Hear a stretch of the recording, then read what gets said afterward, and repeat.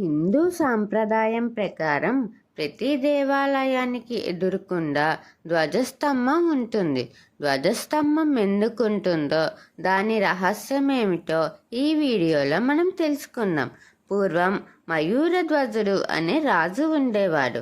అతడు శ్రీకృష్ణుడి పరమ భక్తుడు. ఎవరు ఏది అడిగినా దానం చేయగల దానశీలి.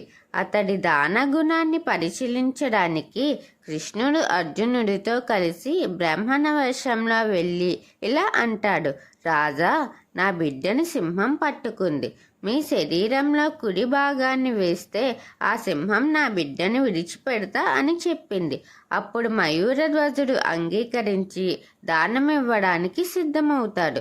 తాను ఎడమ కంట్లో నుంచి నీరు రావడం గమనించిన అర్జునుడు ఏడుస్తూ ఇచ్చే వరం మాకు వద్దు అంటాడట. దానికి ఆ రాజు, నా శరీరంలో సగభాగం ఎవరికీ ఉపయోగపడకుండా పోతుందని బాధగా ఉంది, అందుకే నా ఎడమ కంటి నుండి నీరు వస్తుంది అంటాడు. దానికి శ్రీకృష్ణుడు సంతోషించి నిజరూపం ధరించి ఏం వరం కావాలో కోరుకో అంటాడు.